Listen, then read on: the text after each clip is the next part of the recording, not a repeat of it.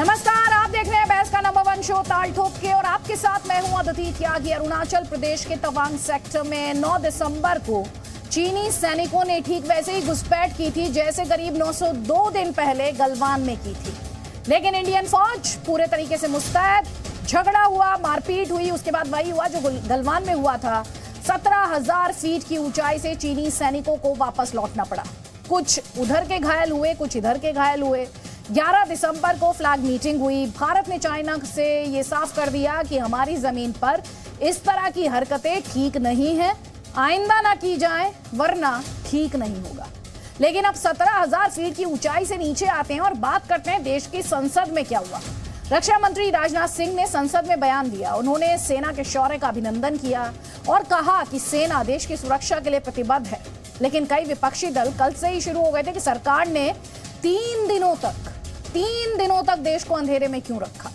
सबसे पहले सच, संसद को क्यों नहीं बताया गया जबकि संसद का सेशन चल रहा था। प्रधानमंत्री से 56 इंच के सीने और लाल आंखों पर भी सवाल पूछे गए। एक ने तो यहां तक कह दिया कि सरकार को पड़ोसियों से अच्छी दोस्ती बनानी ही नहीं आती, ना पाकिस्तान से आती है और ना चाइना से। विपक्ष के इन हमलों और इन पर संसद में रक्षा मंत्री के बयान से पहले गृह मंत्री संसद के बाहर एक और बड़ा बयान अमित शाह ने दिया। गृह मंत्री ने कहा कि वो कांग्रेस के आज के हंगामे का दर्द समझ सकते हैं। वो जानते हैं कि आज प्रश्नकाल में राजीव गांधी फाउंडेशन को चाइना से मिले चंदे का सवाल लिस्ट में था और इस तरह तवांग का हंगामा ट्रैक चेंज करके उस सवाल पर आया जो लोग चाइना को लेकर इतनी बड़ी बड़ी बातें करते हैं, फिर वो खुद चाइना से चंदा क्यों लेते हैं। उनके नेता गलवान की टाइमिंग में चाइना के नेताओं से क्यों मुलाकात करते हैं।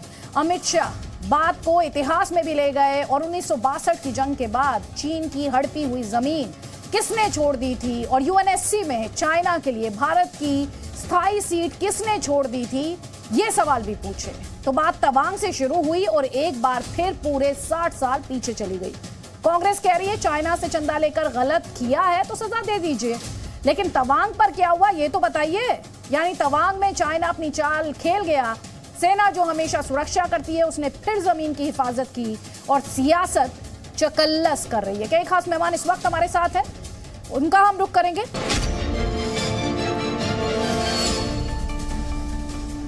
तो बड़ी खबर यह है कि तवांग सेक्टर में झड़प पर चाइना ने भारतीय सेना पर झूठा आरोप लगाया है। चाइनीज सेना के हवाले से कहा गया है कि तो भारतीय फौज थी जो उनकी सेना में घुसपैठ कर रही थी। ये बड़ा आरोप। चाइनीज जो सेना है पीएलए, पीपल्स लिबरेशन आर्मी, जिसे एक्चुअली चाइना में कहा जाता है कम्युनिस्ट पार्टी की सेना है, देश की सेना नहीं है दरअसल। अगर उसको और डिटेल में आप जाएंगे, चाइना की जो डिटेल्स हैं उन्हें ज्यादा पढ़ेंगे तो आपको समझ आएगा कि सीसीपी की सेना है पीएलए, देश की सेना नहीं है। लेकिन पीएलए द्वारा एक और हिमाकत की गई है और अब वो ये क्लेम कर रहे हैं, उनकी तरफ से ये दावा किया जा रहा है, ये आरोप लगाया जा रहा है कि भारतीय सेना कर रही थी अतिक्रमण, हम अतिक्रमण नहीं कर रहे थे, भारतीय सेना द्वारा घुसपैठ की कोशिश की जा रही थी। तो ये झूठा आरोप चाइना जैसे कि जाना जाता है उसके प्रोपेगेंडा के लिए, उसके दुष्प्रचार के लिए और लगातार अपनी विस्तारवादी नीतियों को लेकर वो दुनिया भर के निशाने पर रहा है। हम और आप ये देख चुके हैं ताइवान में भी।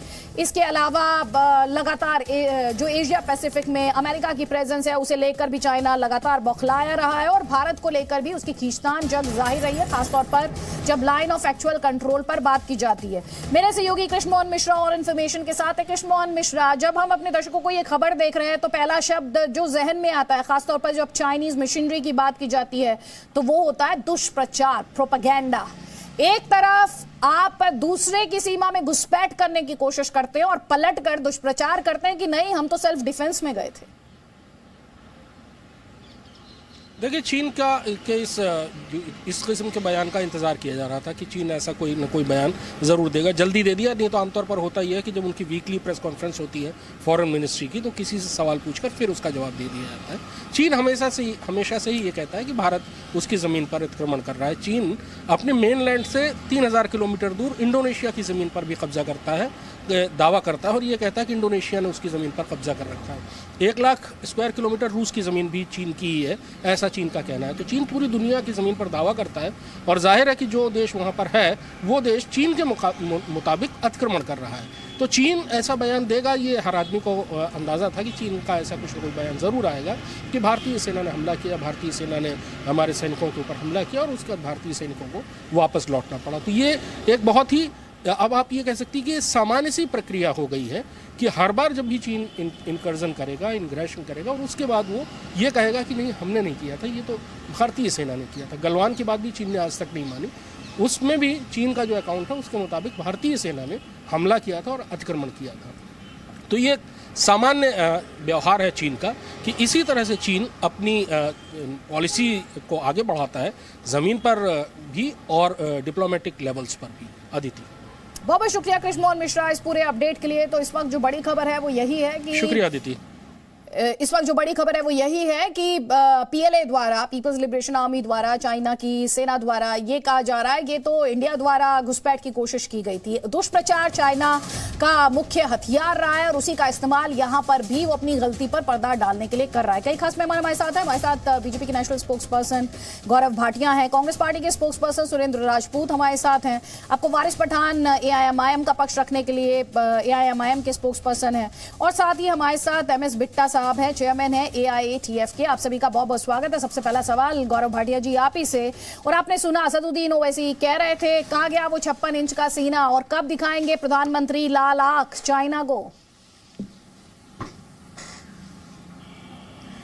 आदित्य जी, पहले तो मैं समझता हूं कि जब देश के रक्षा मंत्री और देश के गृह मंत्री जी ने संसद के पटल पर और संसद के परिसर से ये बयान दिया है कि श्री नरेंद्र मोदी जी के नेतृत्व में जो एक सशक्त भारत है उसकी 1 इंच भूमि भी कोई कब्जा सके, ये हिम्मत, ये ताकत किसी देश में नहीं है। दूसरी बड़ी बात यह है कि हमारे सैनिकों ने फिर से शौर्य का परिचय दिया और तवांग वैली से भगा दिया उन चीनी सिपाहियों को जिन्होंने प्रयास किया था कि वो हमारे एलएसी में घुसने का कोशिश करें। ये क्या दर्शाता है? ये दर्शाता है कि एक तरफ मजबूत सरकार जो खुला हाथ देती है सेना को, दूसरी तरफ भारतीय सेना जो पूरे विश्व में सबसे ज्यादा वीर है और वो चीनी सैनिकों को पीछे खदेड़ देती है। ये कहने के बाद मुझे एक बात कहते हुए थोड़ा दुख है किसी भी भारतीय नागरिक की तरह। ऐसा क्यों है कि जब भारत एक देश के नाते अपने विपक्षी देश को खदेड़ रहा होता है, अपनी ताकत दिखा रहा होता है, और 135 करोड़ भारतीय पूरी तरह से देश के प्रधानमंत्री जी और सेना के साथ खड़े होते हैं, तो विपक्ष एक नकारात्मक भूमिका निभाता है। मेरा सवाल है कि आपको देश के मंत्रियों पे और देश की सेना पे भरोसा क्यों नहीं है? क्यों ये सवाल बार बार पूछा जाता है कि देखिए चीन ने हमारी जमीन कब्जा कर ली, जब ये स्पष्ट हो गया कि 1 इंच भूमि भी कोई नहीं ले सकता और वक्तव्य संसद के पटल पर आ गया, उसके बाद तो ऐसा प्रश्न पूछने का औचित्य नहीं है। ठीक है, जवाब ले लीजिए। ओवैसी जी की आपने करी 56 इंच की छाती कहाँ है, तो मैं ओवैसी जी को भी एक बात बताना चाहूंगा। ओवैसी जी, 56 इंच की छाती हर भारतीय की है, और वो इस वजह से है 18 सितंबर 2016 को जब पाकिस्तान की सेना घुसी तो उसके 10 दिन बाद सर्जिकल स्ट्राइक हुई, पहली बार भारतीय सेना ने करी और पाकिस्तान को घुस के ठोका। जब पुलवामा पे हमला हुआ 14 फरवरी 2019 को, उसके ठीक 11 दिन बाद बालाकोट एयर स्ट्राइक हुई। तब भी कांग्रेस पार्टी हो या ओवैसी जैसे लोग हो, ये पूछ रहे थे व्यंग कसते हुए कहां है 56 इंच की छाती। 56 इंच की छाती ने घुस के ठोका पाकिस्तान को, और इसी तरह से चीन भी बचने वाला नहीं है। लेकिन मेरा एक सवाल उनसे भी है, ये जो भारत की भूमि है 42,000 स्क्वायर किलोमीटर, ये चीन को दी किसने है? कृपया करके ये कोई बताएगा? राहुल गांधी बताएंगे? और कितना निंदनीय है कि राहुल गांधी कहते हैं नरेंद्र मोदी नहीं है, ये सरेंडर मोदी है। ठीक है, जवाब ले लीजिए सुरेंद्र राजपूत। प्रधानमंत्री को सरेंडर मोदी, ठीक है सर, जवाब ले लीजिए। कितना आपत्तिजनक है। अदिति जी, पहले तो बहुत स्पष्ट मैं कहूं कि हमारी भारतीय सेना के ऊपर कोई भी प्रश्न उठाएगा वो देश का दुश्मन होगा। हमारी भारतीय सेना बहुत मजबूत सेना है और उसने चीन के प्रोपोगंडे का भी जवाब दिया और चीन के सैनिक एग्रेशन का भी जवाब दिया और उनको खदेड़ करके भगा दिया। इसमें कहीं पर भी कोई दो राय नहीं है। हम भारतीय सेना के जो जवान घायल हुए हैं उनकी स्पीडी रिकवरी की भगवान से प्रार्थना करते हैं और उम्मीद करते हैं कि पूरी के पूरा देश उनके साथ उनका सहयोग कर रहा होगा और हम सब सहयोग में खड़े हुए हैं। एक बात तो भारतीय सेना के ऊपर न तो कोई प्रश्न था, न कोई प्रश्न है, न कोई प्रश्न होगा। अभी गौरव जी ने बड़ी अच्छी अच्छी बातें कही। हम संसद में किसी भी प्रकार के वक्तव्य का भी पूर्ण तरीके से समर्थन करते हैं, क्योंकि वो देश का वक्तव्य होता है। देश के रक्षा मंत्री ने जो बात बताई बिल्कुल पूरी तरीके से वो ठीक बताई।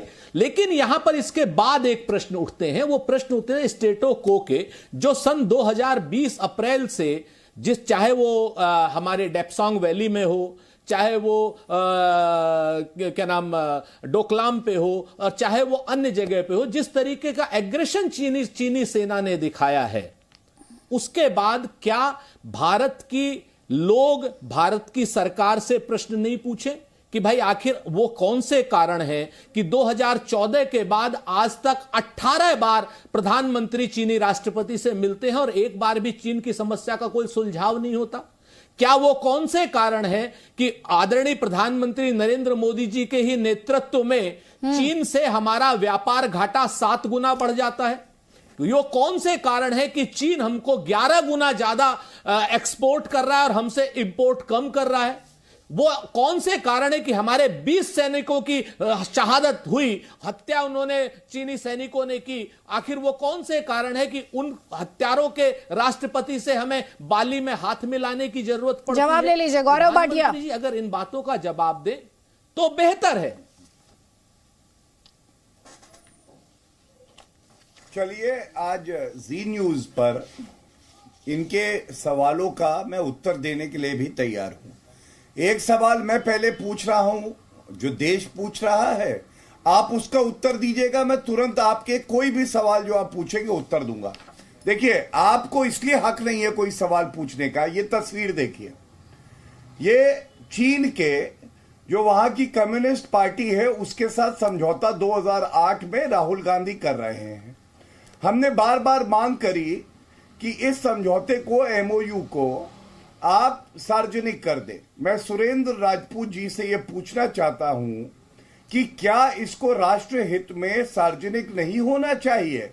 क्या देश का हित कांग्रेस पार्टी के इस समझौते से ऊपर नहीं है?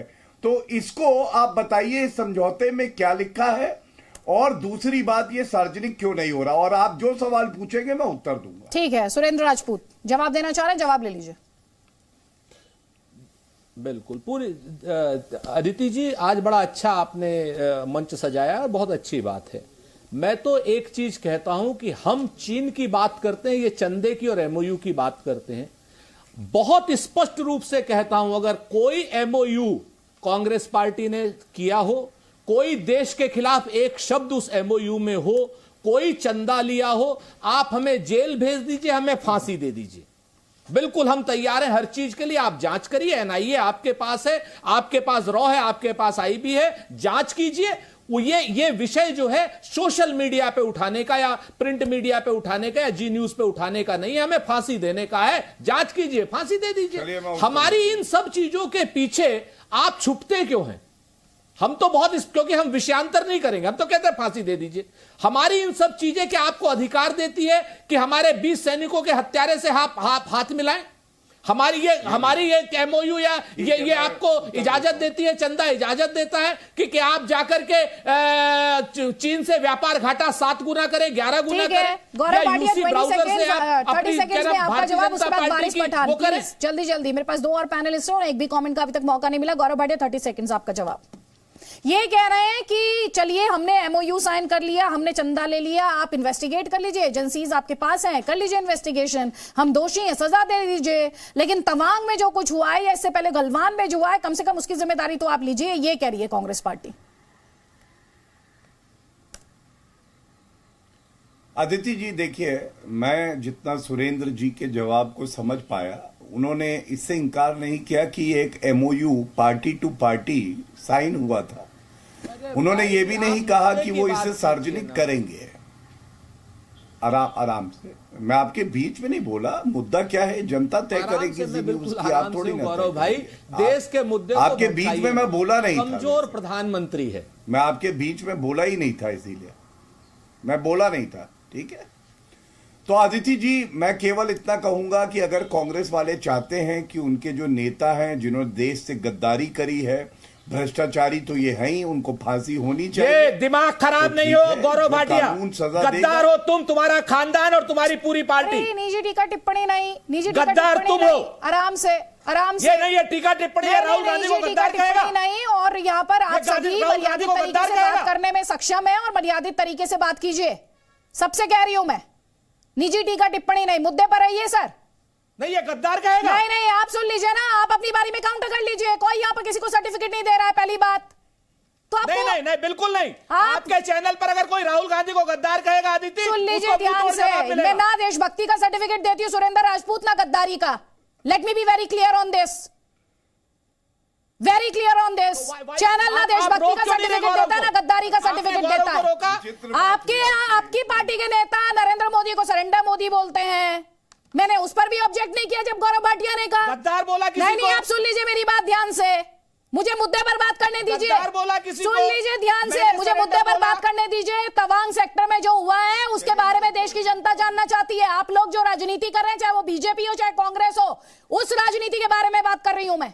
और इसे डिस्ट्रैक्ट मत कीजिएगा, बिल्कुल मत डिस्ट्रैक्ट कीजिएगा। नेशनल सिक्योरिटी पे बात हो रही है। गौरव भाटिया 30 सेकंड्स आपका जवाब। इनका सिंपल सा सवाल है, कह रहे हैं हमने तमाम पाप किए हैं, हमें सजा दे दीजिए, हम फांसी पे। राहुल गांधी को गद्दार। सुरेंद्र राजपूत प्लीज, ये कह रहे हैं हमने पाप किए हैं, फांसी पे लटका दो। लेकिन तवांग और गलवान को लेकर जवाब दो, इनका सवाल है। जल्दी से 30 सेकंड्स, उसके बाद वारिस पठान और Bitta sir please. Yes Aditya ji, 1 minute दे दीजिएगा। सबसे पहले इन्होंने क्या कहा? इन्होंने कहा कि अगर हम गद्दार हैं तो हमें फांसी की सजा हो जाए। तो मैंने कहा गद्दारी जो आपने की है, जो सजा कानूनी बनती है वो होगी।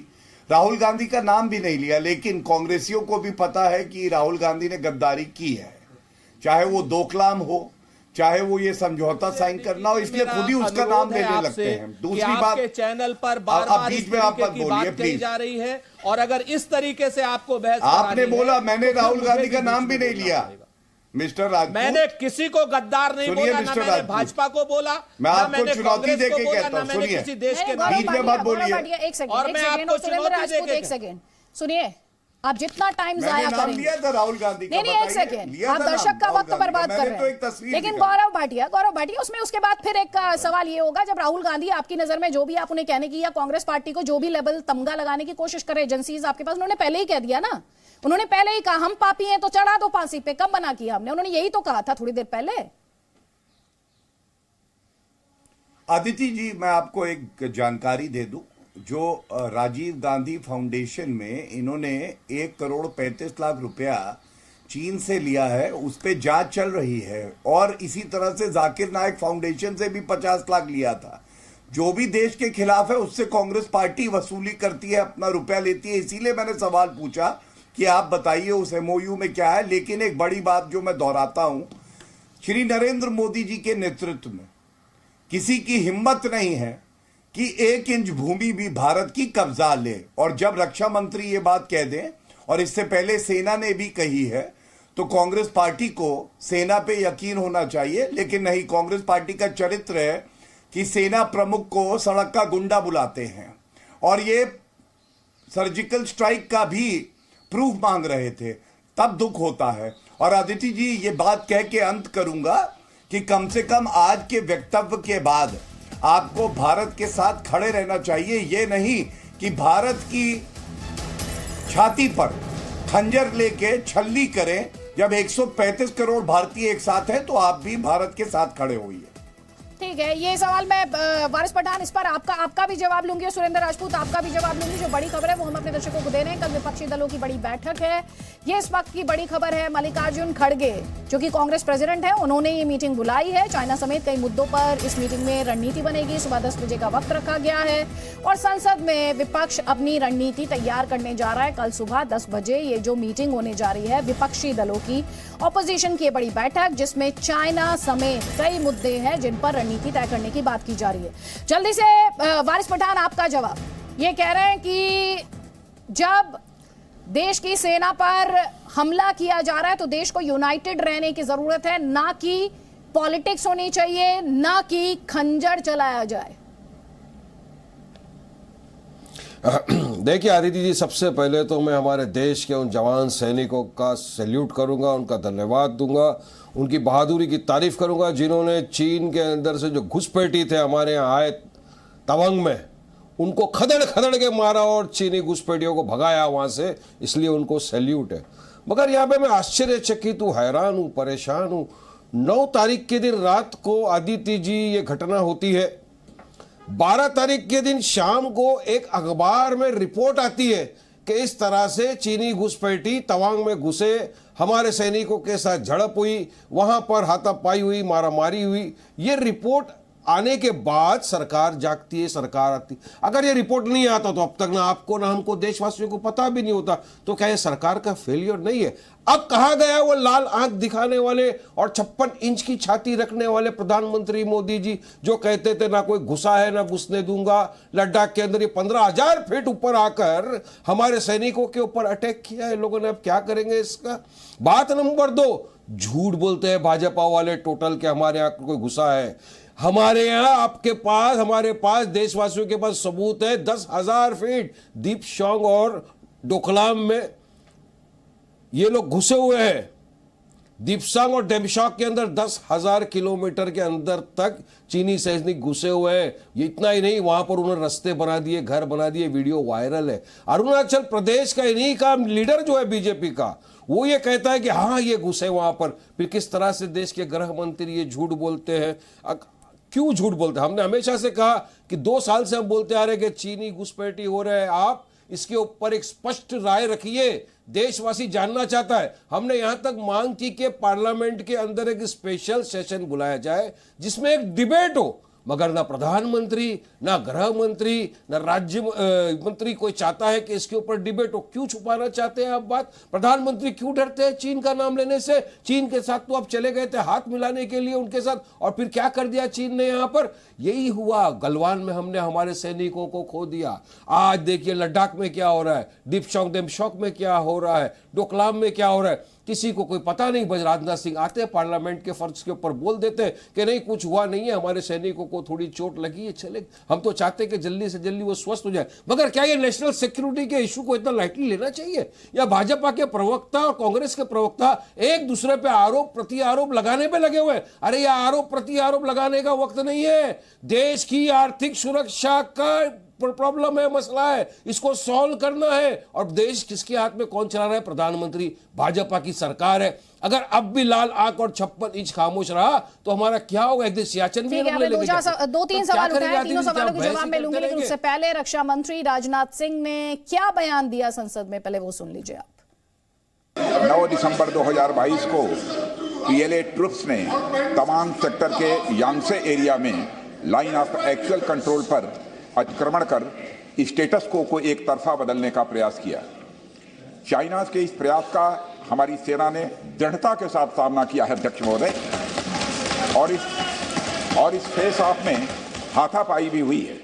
भारतीय सेना ने बहादुरी से पीएलए को हमारी टेरिटरी में अतिक्रमण करने से रोका और उन्हें उनकी पोस्ट पर वापस जाने के लिए मजबूर कर दिया अध्यक्ष महोदय। इस झड़प में दोनों ओर के कुछ सैनिकों को चोटें भी आई हैं, और मैं इस सदन को अवगत कराना चाहता हूं कि हमारे किसी भी सैनिक की न तो मृत्यु हुई है और न ही कोई गंभीर रूप से घायल हुआ है।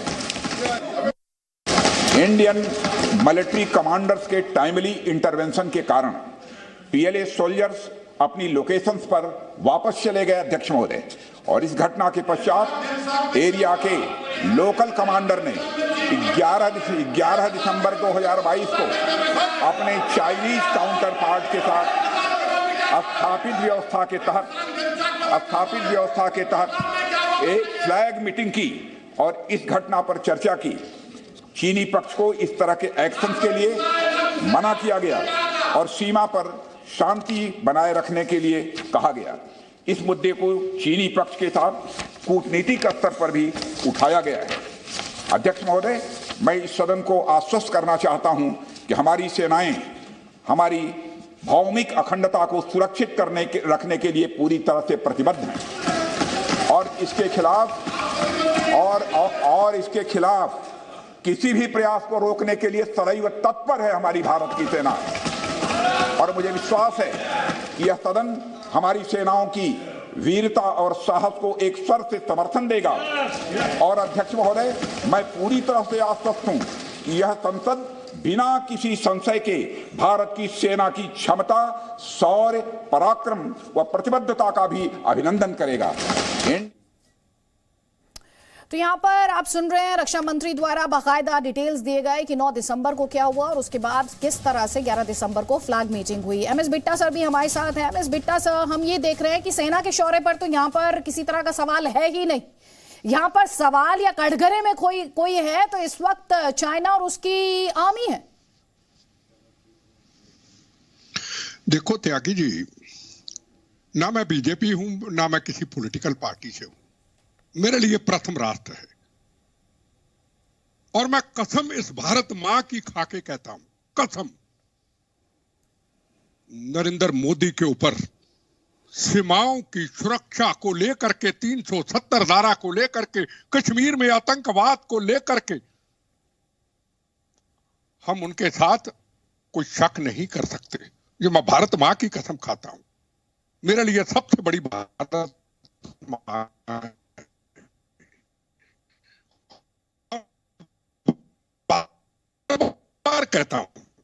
कहता हूं अगर ही डिबेट कहीं यही पार्लियामेंट के अंदर जो कुछ चाइना और हिंदुस्तान में जो हुआ, हमारे जवान, ये चाइना ने कहा, हमने तो नहीं कहा, चाइना ने पहली बार कहा कि हिंदुस्तान की फौज चाइना में घुस गई। घुसी नहीं घुसी, चाइना ने ये तो दुनिया में बता दिया कि हिंदुस्तान की ताकत, जब से नरेंद्र मोदी हिंदुस्तान के प्रधानमंत्री इस आतंकवाद को लेकर बात करता हूं, राजनीतिक लड़ाइयां चलती रहेगी। ये छोटी सी बात नहीं है। आपने देखा होगा गुरतेज सिंह, पिछली बार जब उन्होंने हमला करने की कोशिश की, अकेला गुरतेज सिंह, उसके साथ जवान 22 चाइना को मार करके खंजरों से ठोक दिया था और बोले सोने हाल का नारा दिया था। आज चाइना, आज पाकिस्तान, जो डिबेटें हो रही है, जो पार्लियामेंट के अंदर हो रहा है, उसको देके हंसता जरूर होगा। अगर यही चीज होती कि हम सारी पॉलिटिकल पार्टियां देश के लिए एक हैं, अगर कोई मुद्दे ऐसे हैं तो हम पार्लियामेंट की एक मीटिंग अंदर बुला के उसके ऊपर चर्चा कर सकते हैं।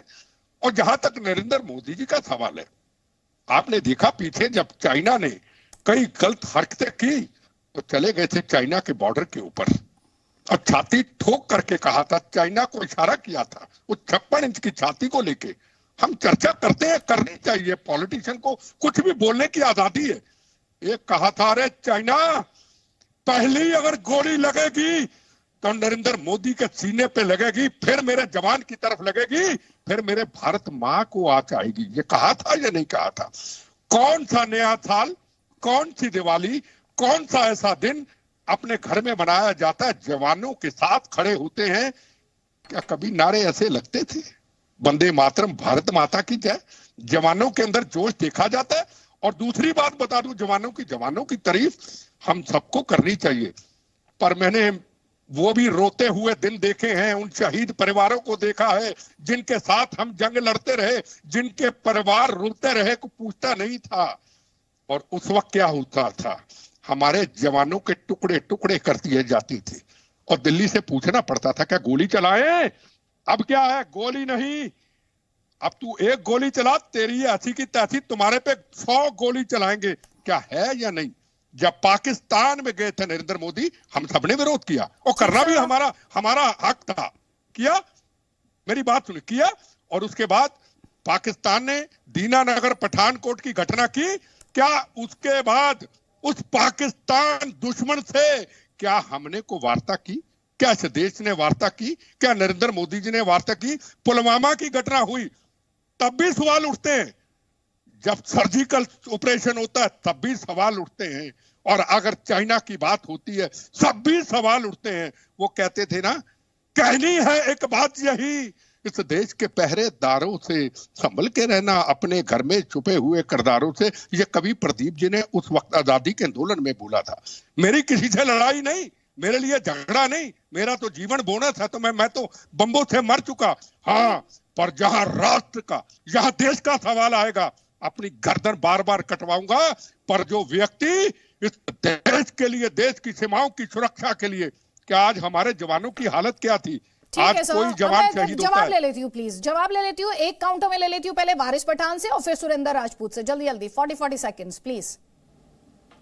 ये कह रहे हैं कि ऑपोजिशन यूनाइटेड खड़ी क्यों नहीं हो सकती गवर्नमेंट ऑफ इंडिया के साथ में, खासतौर पर जब हम बात करते हैं बॉर्डर सिक्योरिटी की। वारिस पठान पहले आप। देखिए आदित्य जी, प्रधानमंत्री जो है देश के, उनको लाल आंख दिखाना चाहिए था। 56 इंच का जो सीना है फौलादी, वो दिखाना चाहिए था चाइना को। उसकी बजाय वो बार बार उनसे जाके हाथ मिला लिए। पॉलिटिकल लीडरशिप दिखाने में देश के प्रधानमंत्री बिल्कुल नाकाम से हो गए हैं।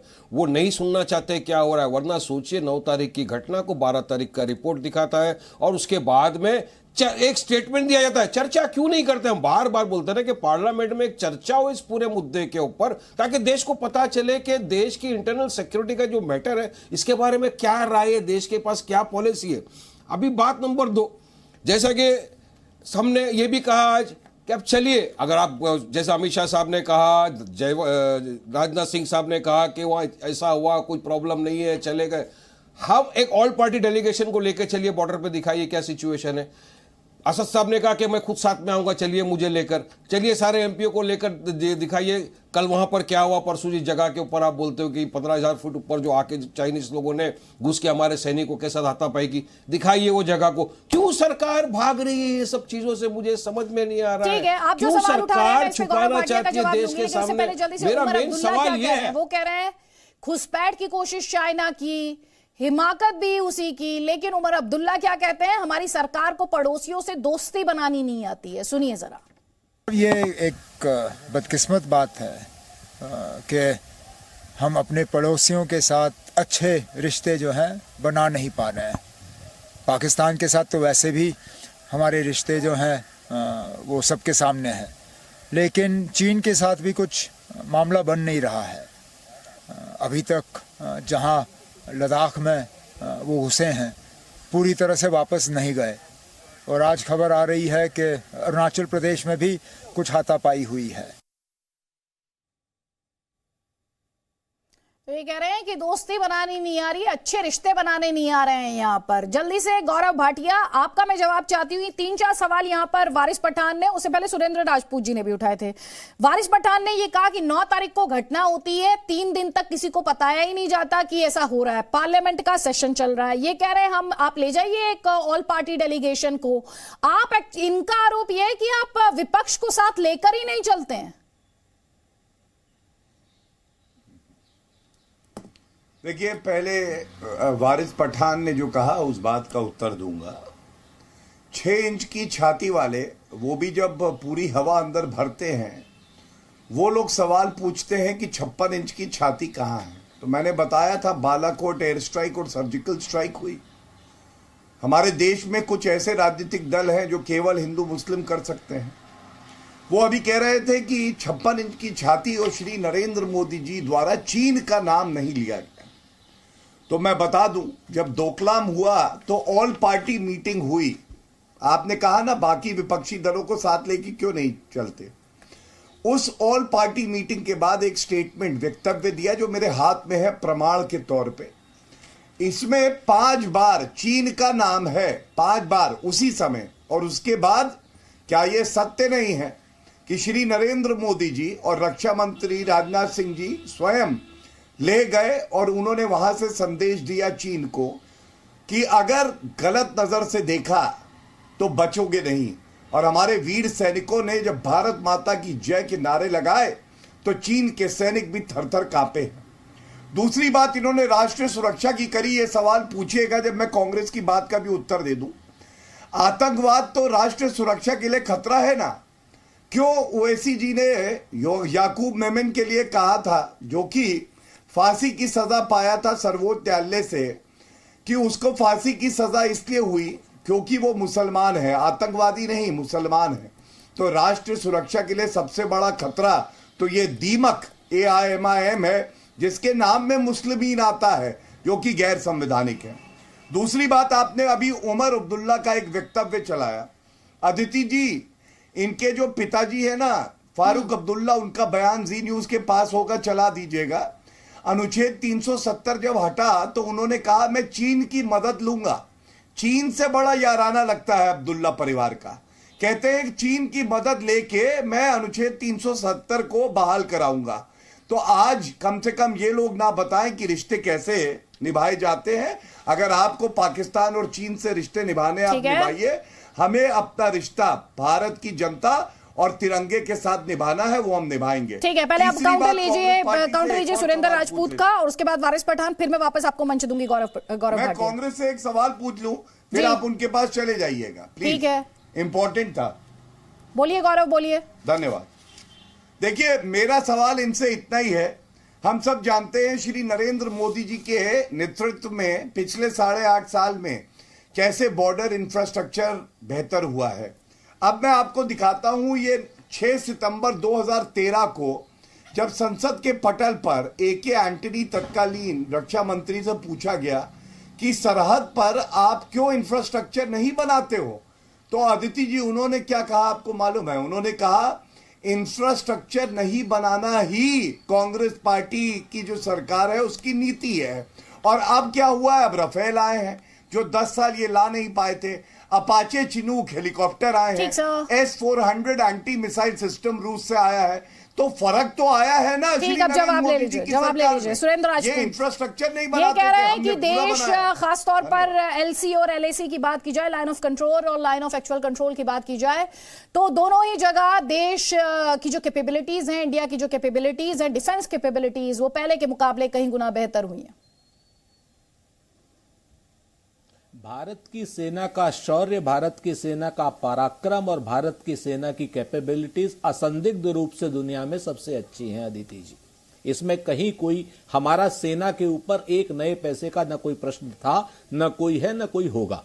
हम पूरे देश के साथ में, देश की सेना के साथ खड़े हैं, भारत की सरकार के साथ खड़े हैं, इसमें कहीं कोई दो राय नहीं है। लेकिन भारत की सरकार के जो नेतृत्व करता है आदरणीय प्रधानमंत्री जी, अगर हम उनसे कोई क्वेश्चन पूछते हैं तो हमको गद्दार कहा जाता है। अगर हम ये कहते हैं कि माउंटेनियरिंग डिवीजन आपने खत्म क्यों कर दी, तो हमको गद्दार कह दिया जाता है। अगर हम ये पूछते हैं कि 45 स्क्वाड्रन एयर डिफेंस की होने चाहिए, सिर्फ 30 ही क्यों है, तो हमको गद्दार कह दिया जाता है। आप बड़ी स्पष्ट रूप से कहिए, कौन ऐसा भारत मां का कपूत होगा जो देश की सेना के साथ नहीं खड़ा होगा और विदेश नीति में और रक्षा नीति में देश की सरकार के साथ नहीं खड़ा होगा? कोई माई का कपूत ऐसा नहीं है। लेकिन यहां पर अगर हम मोदी जी से यह प्रश्न पूछते हैं कि हमारे 20 सैनिकों के हत्यारे के साथ आप हाथ क्यों मिला रहे हो, तो हमको गद्दार क्यों कहा जाता है? अगर हम यह प्रश्न पूछते हैं कि चीन से आप 12 गुना 11 गुना व्यापार क्यों करते हो, उसके साथ व्यापार बंद करो, तो हमको गद्दार क्यों कहा जाता है? हम जब ये कहते हैं डोकलाम में हो, चाहे पेंगसोंग रे में हो, चाहे T3 से T7 तक हमारी पेट्रोलिंग नहीं हो पा रही है, इसके लिए आप चीनी सरकार से बात कीजिए, क्यों नहीं कर रहे हैं, तो हमको गद्दार क्यों कहा जाता है? ये सारे प्रश्न अगर प्रधानमंत्री नरेंद्र मोदी से पूछे जाएंगे, मैं आपको 62 का भी बता देता हूं। नेहरू जी बड़ी तीखी विपक्ष के हमलों के बाद भी रोज के रोज सदन में आज चीन के साथ क्या हुआ वो कार्रवाई रखते थे, आलोचना झेलते थे, लेकिन हमने तो कभी किसी को गद्दार नहीं कहा। मेरा यहां पर प्रश्न यह है कि प्रधानमंत्री जी देश के सामने आए, डरे नहीं, सच बोले और बात करें, बात करके बताएं कि अरुणाचल में गांव उन्होंने क्यों कैसे बसा लिए, बात करके बताएं कि आधी हमारी झील पर कब्जा क्यों है चीन का, बात करके बताएं कि साहब ये जो सैनिकों के साथ उन्होंने बदतमीजी की है, हमने उनको खदेड़ के मारा है। चीनी राष्ट्रपति को लाल आंख दिखा के कहे कि खबरदार अगर दोबारा कोई हरकत की तो। बात करके बताएं कि जो अप्रैल 2020 से पहले स्टेटों को है लद्दाख में, वो पूरा करें। हम यहाँ पर प्रश्न ही तो पूछ रहे हैं। ठीक है, आपका पॉइंट ये है कि सरकार से सवाल पूछने को गद्दारी के ऊपर कहा जाता है। और वारिस पठान, आपसे भी मेरा एक सवाल है, आप किस पे भरोसा करेंगे? आप देश की फौज पे भरोसा करेंगे, आप देश के रक्षा मंत्री पे भरोसा करेंगे, आप देश की सरकार पे भरोसा करेंगे, या फिर हर बार एक खबर आएगी और एक ऑल पार्टी डेलीगेशन जाएगा देखने के लिए कि नहीं जो खबर आई है वो करेंगे, या फिर हर बार एक खबर आएगी और एक ऑल पार्टी डेलीगेशन जाएगा देखने के लिए कि नहीं जो खबर आई है वो गलत है, जो भारतीय फौज कह रही है, जो इंडियन गवर्नमेंट कह रही है वो सच है? या आप लोगों के बीच भरोसा कहां से आएगा? देखिए आदित्य जी, पूरा देश हमारे सैनिकों के साथ खड़ा हुआ है, कांधे से कांधा मिलाकर हम खड़े हुए हैं। कोई भी पॉलिटिकल पार्टी हो, हर लोग हमारा मैं नहीं कह रही आप इंडियन आर्मी से इस वक्त कोई सवाल पूछ रहे हैं, मैंने कहीं नहीं कहा। मैंने आपसे जो सवाल पूछा वो पॉलिटिक्स सेंट्रिक सवाल सो रहे हैं।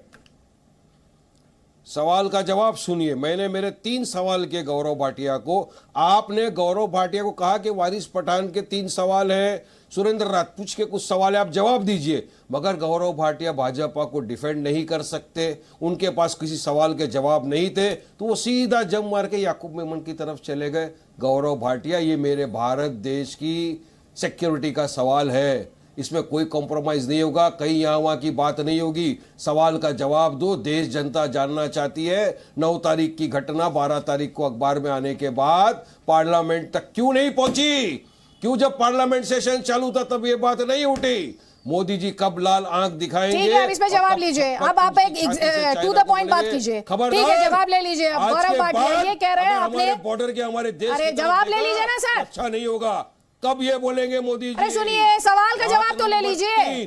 ठीक है, ये कब क्या बोलेंगे ये तो खैर गवर्नमेंट ऑफ इंडिया जो प्रोफेशनल्स हैं, एक्सपर्ट्स हैं, वो तय करेंगे। आप एक सेकंड, ये पूछना है पार्लियामेंट को इन्फॉर्म क्यों नहीं किया गया, देश को 3 दिन तक इन्फॉर्म क्यों नहीं किया गया? गौरव भाटिया, इस सवाल पर आपका जवाब। देखिए, ये जो वारदात है ये 9 तारीख की है। 10 और 11 मेरे को लगता है कि ओवैसी जी की पार्टी से हैं, सो के जागते हैं। पार्लियामेंट सेशन पे नहीं थी, कल का ही दिन था और सारी जानकारी इकट्ठी करने के बाद ढोल बजा रहे थे नागपुर के अंदर। शांत करा लीजिए प्लीज। आदित्य जी, आप उत्तर देते हैं तो सुन नहीं पाते, चूहे कहीं के। सुनिए, चलिए, बेकार की बातें मत करिए। ये चिल्लाना इल्लाना अच्छा नहीं लगता है। सवाल पूछते हैं तो उत्तर लेने की हिम्मत रखा करिए, हुआ ना करिए। यहाँ पे हाँ हूँ कहूंगा, हारा हुआ प्रत्याशी, चुप हो जाइए। सुनिए आदित्य जी, तो मैंने आपको बताया 9 को वारदात हुई, 10-11 को तो पार्लियामेंट सेशन में थी नहीं। सारी जानकारी लेने के बाद आज रक्षा मंत्री ने और गृह मंत्री जी ने ये वक्तव्य दिया है। एक दिन बाद अगर संसद के पटल पर जो जानकारी साझा करनी है वो की जा रही है, तो क्या कोई गैर जिम्मेदार विपक्ष ये बात उठा सकता है कि देरी हुई है? मैं समझता हूं देश की जनता ये देख रही है और इनका इलाज चुनाव में कर देगी। अभी जो जरूरत है, इनको देश के साथ खड़ा होना चाहिए और सेना के साथ खड़ा होना चाहिए, जो ये नहीं हो रहे। दूसरी बात, जवाब ले लीजिए सर, जवाब ले लीजिए प्लीज, उनका जवाब ले लीजिए। एक सेकंड, वारिस पठान, मैं अपनी बात पूरी कर लूं, वो कांग्रेस रह जाती है जवाब के चक्कर में। नहीं, एक सेकंड सर, इनका जवाब ले लीजिए, मैं वापस आपको मंच दे दूंगी। कांग्रेस का भी मैंने आपको सुरेंद्र राजपूत से आपके सवालों के जवाब भी लिए और सुरेंद्र राजपूत के सवालों के जवाब आपसे लिए।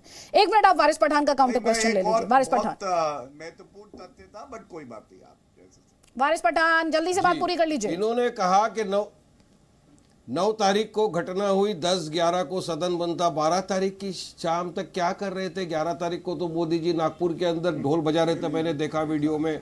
वो इनॉग्रेशन करने गए थे, रास्ते का ढोल पीट रहे थे। उसके बाद 12 तारीख को शाम को जब द हिंदू में रिपोर्ट हुआ तब सब जागे, और उसके बाद आज आकर 3 दिन के बाद आकर आप स्टेटमेंट देते हो। अरे आपको तो चर्चा करना चाहिए था, चर्चा से क्यों भाग रहे हो बीजेपी वाले? चलिए बताइए गौरव भाटिया, आप जिस तरह सवाल से भाग रहे हो हमारे, इसी तरह आपकी पूरी सरकार तो चर्चा से भाग रही है। और बात नंबर 2, देश के सैनिकों के पीछे आप लोग मत छुपो। पूरा देश सैनिकों के साथ कांधे से कांधा मिलाकर खड़ा है।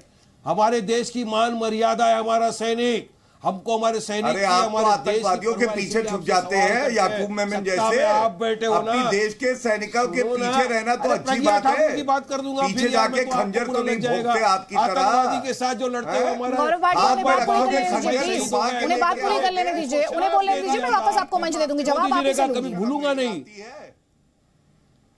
देखिए गौरव भाटिया, बीच में बोलने से मेरी जुबान बंद नहीं कर सकोगे। सवाल है जनता का, जनता का सवाल वारिस पठान आपसे पूछ रहा है, ये एक्सक्यूज नहीं दे सकते आप खुद जानते हो कि इतना सीरियस मैटर को 3 दिन तक आपने ठहराया। ये अगर जवाब ले लीजिए, नहीं होता, अखबारात में नहीं आता, तो अब तक सरकार तो खामोश होती। अब जवाब ले लीजिए गौरव भाटिया, क्या हो रहा है देश के अंदर, हमारे सैनिकों के ऊपर अटैक हो रहा है, हमको मालूम ही नहीं पड़ता। ये बात इतना लेथार्जी हमारे जवाब तो लीजिए। मैं आपकी बात रखूं गौरव भाटिया, आज वो सरहद पे खड़े हैं ना, आज वो सरहद पे रक्षा कर रहे हैं, तो आप और मैं चैन की नींद सो रहे हैं। उनका सम्मान चलिए जवाब लीजिए। सम्मान का इसी तरह हो गया, हमने गलवान। अरे सेना के शौर्य पर सवाल नहीं है, सेना के पराक्रम पर कोई सवाल नहीं है। यहाँ पर आप लोग जो पॉलिटिक्स कर रहे हैं सब उस पर सवाल है। प्लीज गौरव भाटिया जवाब। अरे सरकार को सवाल करना पॉलिटिक्स नहीं है। ठीक है तो जवाब ले, आप बोलने देंगे तब तो जवाब लूंगी मैं। जवाब लीजिए ना, आपके और सुरेंद्र राजपूत जी के सवाल का जवाब लिया है मैंने, तो इंतजार तो कीजिए, बोलने तो दीजिए उनको। वो जवाब नहीं दे रहे। हाँ तो जवाब लीजिए गौरव भाटिया। हाँ देखिए आदित्य जी, क्या है कि चीन बौखलाया हुआ है, डरा हुआ है, और यहाँ विपक्षी दल है वो भी बड़े घबराए हैं कि हमारा देश आगे कैसे बढ़ रहा है, मजबूत कैसे है। इन्होंने कहा उत्तर नहीं दिया। मैं पहला इन्होंने कहा कि चीन का नाम प्रधानमंत्री जी क्यों नहीं लेते, मैंने ये वक्तव्य दिखाया जिसमें 5 बार तो चीन का नाम लेके ही वक्तव्य दिया था ऑल पार्टी मीटिंग के बाद। अब इन्होंने वो उत्तर सुना नहीं। दूसरी बात जब इन्होंने मुझसे पूछी सेना के बारे में, तो मैंने बताया कि 1 इंच भूमि जो है भारत की कोई ले नहीं सकता है। आंखें खोलने से नहीं दिखाई देगा, मन के चक्षु सुबह में क्यों नहीं। अब देखिए इन्होंने आर्मी की बात तारीख को पार्लियामेंट चालू था ना, 12 तारीख को क्यों खामोश रहे? आपने कहा कोई ना घुसेगा, ना घुसने देंगे, ना कभी कोई घुसा है। मगर आप देखिए इतने सैनिक घुस गए अरुणाचल प्रदेश के अंदर, तो वीडियो है जो दिखा रहा है कि जहाँ पे घर बना है, लेकिन दीमक की तरह खाते हैं अंदर से। हालत देख लीजिए, चर्चा करने आते हैं लेकिन बोलने नहीं देंगे, हम बीच में बोलते रहेंगे। अपनी बारी में बोलो ना भैया, अपनी बारी में बोलो। वारिस पठान अगर सवाल पूछा है तो जवाब ले लीजिए, वरना चुपचाप फिर आप भाषण दे लीजिए। और आप सब लोग इतने वरिष्ठ हैं, आप लोगों को मुझे इस तरह से चुप कराना पड़ेगा क्या? मेरे बीच में बोला था इसलिए मैं तो मैंने तभी ऑब्जेक्ट किया था, आपने शायद सुना नहीं। सुना था ना आपने तब भी। कोई बोलता है तो मैं बोलता हूँ। हाँ तो फिर ये गलत चीज है ना सर, आप लोग बच्चे की तरह थोड़ी बिहेव करेंगे सर। इतना इंपॉर्टेंट मुद्दा है ये, नेशनल सिक्योरिटी पर बात हो रही है, कोई हंसी खेल हो रहा है क्या? बोला इसलिए मैं बीच में बोला, नहीं तो मैं खामोशी के साथ। और आप दोनों ही लॉयर्स हैं भाई, मैं इतना एक्सपेक्ट करती हूँ कि एक दूसरे की रिस्पेक्ट करते होंगे आप लोग। प्लीज। वो बहुत बड़े लॉयर है, मैं बहुत छोटा लॉयर। अरे अब उसमें मेरे पास पैमाना नहीं है, मैं वो तराजू लेके नहीं बैठती हूँ कौन बड़ा है कौन छोटा है। गौरव भाटिया 30 सेकंड जवाब पूरा, उसके बाद सुरेंद्र राजपूत जी प्लीज। हाँ धन्यवाद। देखिए मैं केवल एक लाइन बोलूंगा AIMIM पे, फिर कांग्रेस की बात का मैं उत्तर देना चाहता हूं। ये सेना की बात ना करें, वैसी तो सेना में शहीदों के शवों में ये लोग धर्म ढूंढ लेते हैं। 7 हमारे जवान शहीद हुए तो उन्होंने बोला 5 मुसलमान हैं, और मैं कहता हूं शर्म आनी चाहिए, लानत है ऐसी मुस्लिमीन पार्टी पे। अब कांग्रेस पे आते हैं। कांग्रेस पार्टी के प्रवक्ता अभी कह रहे थे कि हमें सेना का साथ देना है, हम सेना के साथ खड़े नहीं, आप गांधी परिवार के साथ खड़े हैं। मैं याद दिलाता हूं 1,86,000 बुलेट प्रूफ जैकेट चाहिए थी सेना के जवानों को। आपकी अध्यक्षा और जो तत्कालीन प्रधानमंत्री हैं वो VVIP चॉपर खरीद रहे थे, सुरेंद्र सिंह राजपूत जी। और नरेंद्र मोदी जी ने सरकार आई 2018 की बात है, और 2,30,000 बुलेट प्रूफ जैकेट मंगवाई। दूसरी बात, आपने कहा स्क्वाड्रन कम कैसे हुए? 42 स्क्वाड्रन चाहिए थे, 32 पे आपकी सरकार लाई, क्योंकि 10 साल तक कोई एयरप्लेन नहीं आए। अब रफेल आए हैं और आगे भी समझौते हो रहे। तीसरी बात, आपने झूठ बोला कि माउंटेनियरिंग कॉर्प्स समाप्त हो गया है। माउंटेनियरिंग कॉर्प का बजट बढ़ा दिया गया है, जिससे चौकन्ना होके वो हमारी सरहद की सेवा कर रहा है। आपको जानकारी तक नहीं होती है, जानकारी लेके आया करिए। ठीक है, इस पे मैं सुरेंद्र सिंह राजपूत का जवाब लूंगी, लेकिन विपक्ष ने तवांग को लेकर सवाल खड़े किए हैं। सरकार की तरफ से चीनी चंदे का जिक्र छेड़ा गया है और कांग्रेस को इस पर आपत्ति है कि चीनी चंदे का तवांग से क्या लेना देना है। दोनों ही रिएक्शंस आपको सुनवाते हैं। गृह मंत्री अमित शाह ने क्या कहा और फिर उस पर अधीर रंजन चौधरी ने क्या कहा। राजीव गांधी फाउंडेशन 2005-6 और 2006-7 के वित्तीय साल में चीनी दूतावास से 1,35,00,000 रुपए का अनुदान प्राप्त हुआ। चूंकि FCRA के कानून और उसकी मर्यादाओं के अनुरूप नहीं था, तो नोटिस देकर पूर्णतया कानूनी प्रक्रिया का अनुपालना करते हुए गृह मंत्रालय ने इसका रजिस्ट्रेशन रद्द किया था।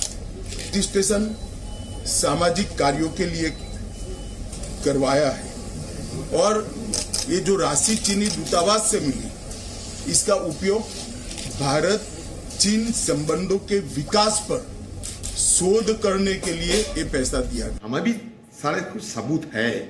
PM केयर्स फंड में चीन की कौन सा कंपनी ने पैसा डाला है वो भी निकालिए PM केयर्स फंड में। और उसके साथ साथ चीन के साथ तुम्हारा इतना दुश्मनी है, इतना तुम चीन के साथ टक्कर मारना चाहते हो, तो चीन के साथ हमारे हिंदुस्तान की व्यवसाय, ट्रेड, कारोबार इस धड़ल्ले से क्यों बढ़ रहे हैं? चीन को टाइट देने के लिए चीन के खिलाफ तुम क्या कार्रवाई कर रहे हो? तुम गए थे बाली में, लाल आंख पहले दिखाते थे, अभी लाल कुत्ता दिखा रहे हो।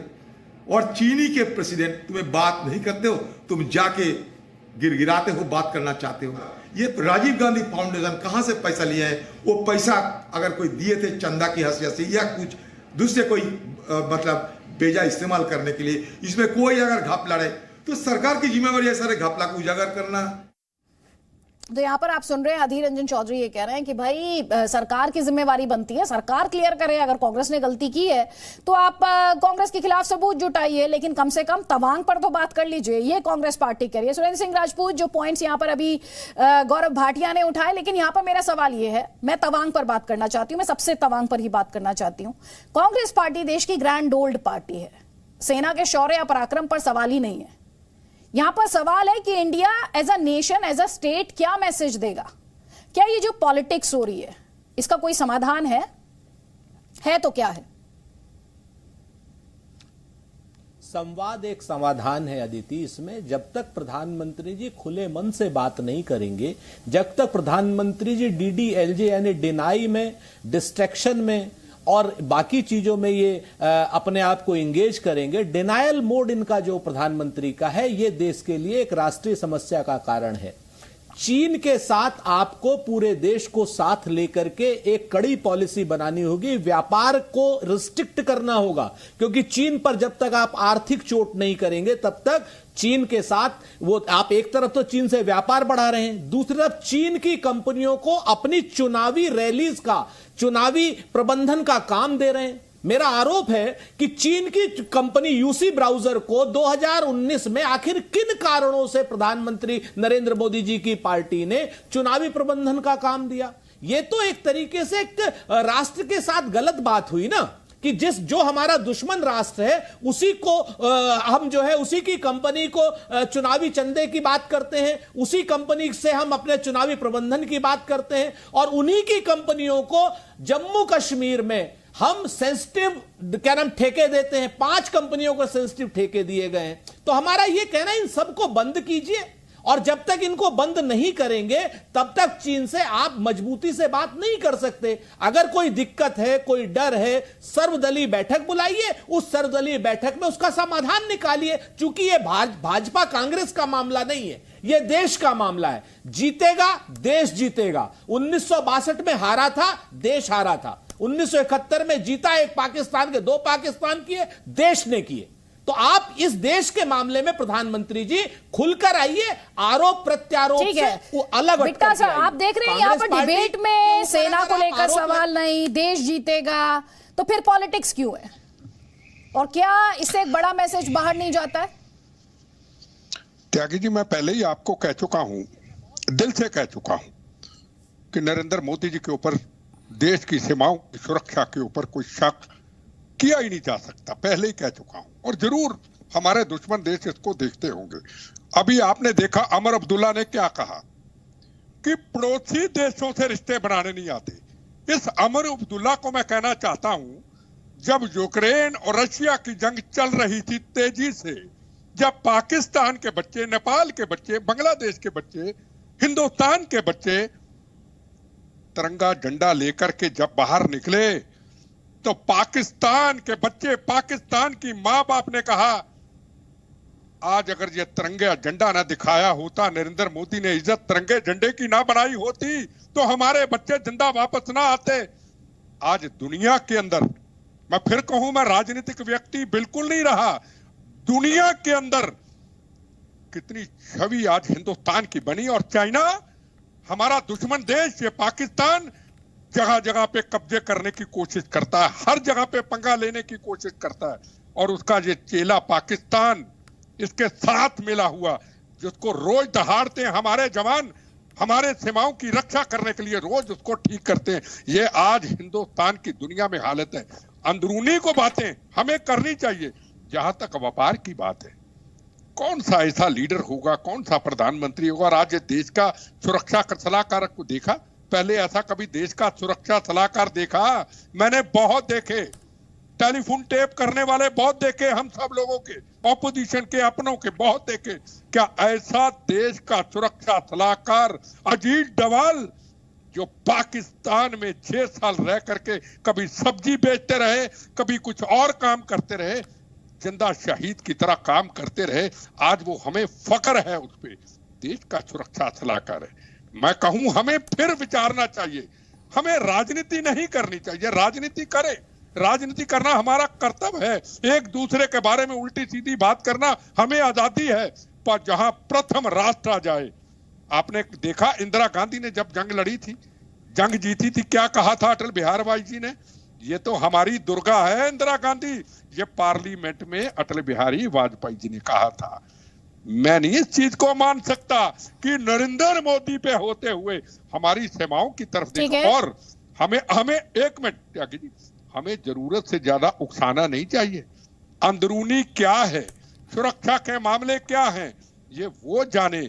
अगर हम उन चीजों को लेकर जरूरत से ज्यादा शोर शराबा करेंगे, ये हमारे देश के लिए ठीक नहीं। हम तो बोल देंगे, हमारी चर्चा हो जाएगी, हमें दुश्मन सुन रहा है, पाकिस्तान, चाइना, एजेंसीज बाहर की सुन रही है, पर हमें कुछ बोलने से पहले हजारों बार सोचना होगा कि ये बोलने से साथ कहीं हमारी देश की सुरक्षा को, हमारी सीमाओं की सुरक्षा को नुकसान तो नहीं होता। हमें बताना है दुश्मन को, हम एक हैं इस देश के लिए। सारी पॉलिटिकल पार्टियां एक हैं। पंजाब में आतंकवाद था ना, रोज जिक्र करता हूं, कौन सी पार्टी इकट्ठी नहीं हुई? Congress, BJP, CPM, CPI, Akali Dal का हिस्सा आतंकवाद समाप्त किया 1 साल में। तो आज क्या हम अपने भारत माँ, दुनिया में एक ही देश है जिसके आगे नाम लगता है भारत माँ, किसी दुनिया में देश में नहीं लगता, वो भारत माँ, जो हमें गिरजाघर, जो हमें मज़ारें, जो हमारे मंदिर गुरुद्वारों को उनके आंचल में समाये रखे हैं। धर्म तो हमारे अलग अलग हो सकते हैं, उस भारत में सबको समा के रखा है। उसके लिए हमें कभी राजनीति नहीं कर रहे हैं, लेकिन सियासत क्या कर रही है? असदुद्दीन ओवैसी लगातार हमला कर रहे हैं प्रधानमंत्री मोदी और बीजेपी सरकार पर, सुनिए।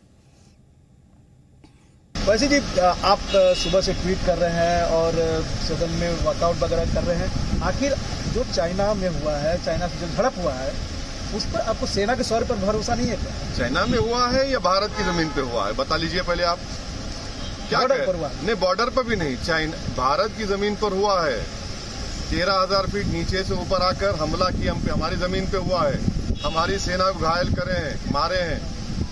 तो क्या तकलीफ नहीं होगी कि चीन की फौज आकर भारत की सेना पर हमला कर रही है, मार रही है? तकलीफ होगी ना। और ये सरकार छुप रही है सेना की बहादुरी के पीछे, पॉलिटिकल लीडरशिप दिखाने में नाकाम साबित है लोग। देखिए, बॉर्डर पर तो सेना ही जवाब देते ना, सेना ने जवाब दिया।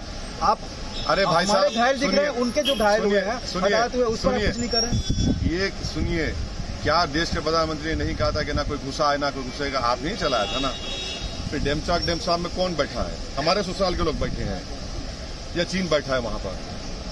क्या हम जाकर जो हम डिसएंगेजमेंट के वहां पेट्रोलिंग भी नहीं कर पा रहे हैं? डोकलाम में देश को गलत कहा, चीन बैठा हुआ है डोकलाम में।